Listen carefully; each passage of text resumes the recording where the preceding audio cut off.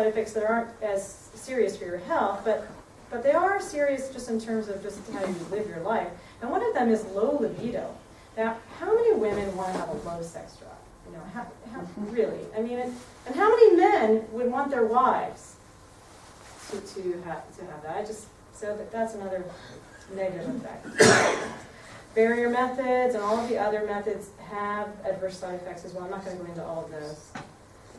But natural family planning has there are no physical negative effects with it. Okay, so that was a lot of information, so you can't read it.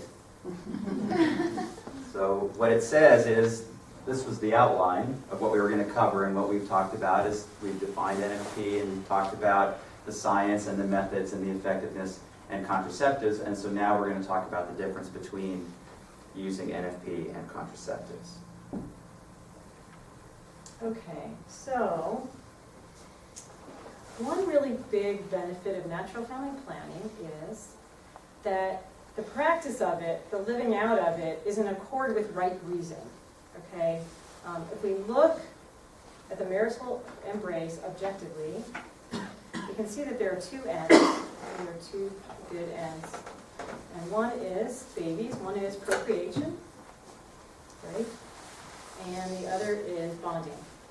Okay, babies and bonding, those are two ends of the marital embrace. Okay, and Unitive is bonding. okay, unitive. Right. Okay, so it is unnatural, and it's not really. It is not natural to break the two apart, to engage in the act and to cross one of them off. It is not natural, and it is not really reason in accord with right reason. And here, and I know that sounds hard.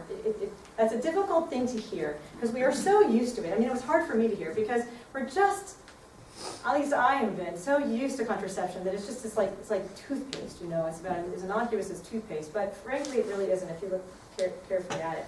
So even Sigmund Freud, who is not usually associated with Catholic thought, says this.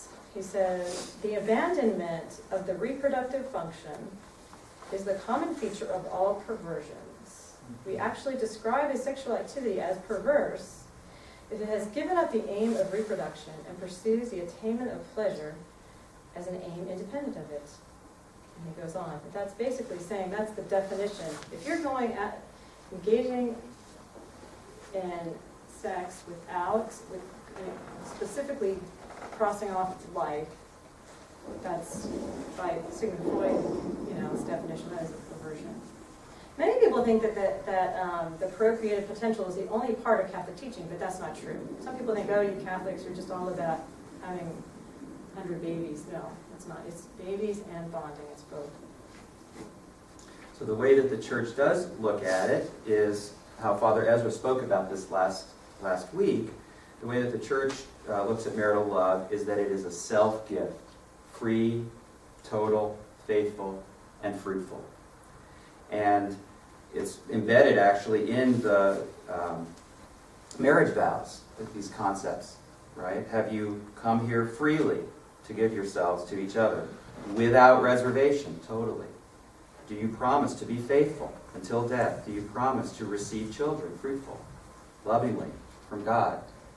So when we use NFP in order to love the way that God loves, all four elements have to be present, and without those elements it's not love, it's use of the other person. So when we practice NFP, our love is free, and it's total, and it's fruitful. And when we want to postpone or avoid pregnancy, we abstain from the act, from the marital act. Contraception, however, is not total or fruitful. It says, I give all of myself to you except my fertility. Right? So it separates the unitive and the procreative, and it's a use of the body, and it's a use of one's spouse. And withholding the possibility of a child also can invite infidelity.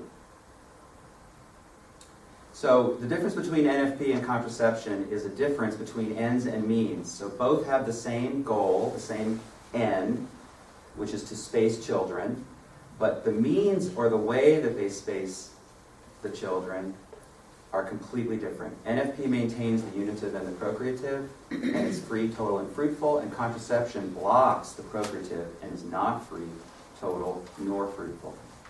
And so I want to talk a little bit about the ends and the means. I don't know if it's hard sometimes to think about it, but so I'd like to talk about it by way of analogy, okay? Because sometimes it's easier to understand something by way of analogy. So I think we've talked about sexuality, but I think it would be good to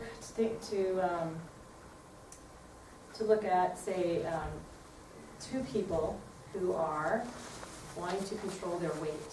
Okay, and you've got, so let's say, I want you to imagine you've got two people. One's trying to control their weight, or maybe lose weight, and then another person. They both have the same goal. One person A, will eat, only a certain amount of food. There's a certain prescribed amount that they're going to eat. They're going to exercise. And when presented with a wonderful piece of chocolate cake with ice cream and chocolate sauce, they will say, no, not today. Maybe next week, maybe tomorrow, check my weight, right? But not today. Now you've got person B, who wants to control their weight, and they, when presented with the chocolate cake, they'll eat it, because they want the pleasure of it, but then they will throw up. They have the same goal in mind, and they may both look the same. They're both fit. They both have the same amount of caloric intake on that given day. But they're two different. Those are two different things, right? I mean, we know that one is called bulimia, and we know that that's a perversion, right? People who do that need to get help, and it's a perversion. So, and actually, really, when you look, I think it's a great analogy because. When we eat, there are two ends, like sex, there are two ends of eating. One is nutrition, that's the outcome. When you eat something, we eat for nutrition, and also for enjoyment, right? For both. So if we cross off the one, like the nutrition, and we just want the pleasure, we can do that, but and maybe it's pleasurable at first, okay? Maybe at first it's great. You get to eat all this stuff, and you don't get fat. All right? Maybe at first it's great, but you know what happens? I know this is what happens. I've talked to people who are bulimic. What happens is your whole relationship with eating actually starts to disintegrate. If you cross off the one, you don't even enjoy your food anymore. That's what happens.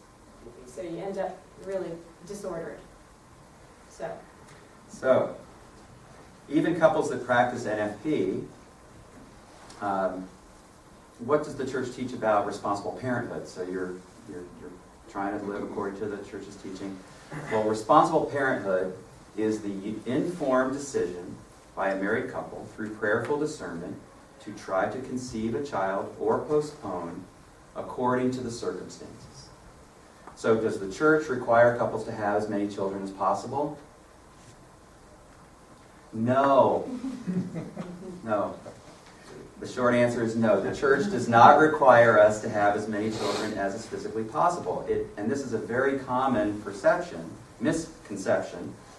And the church does call us to generosity and to the service of life.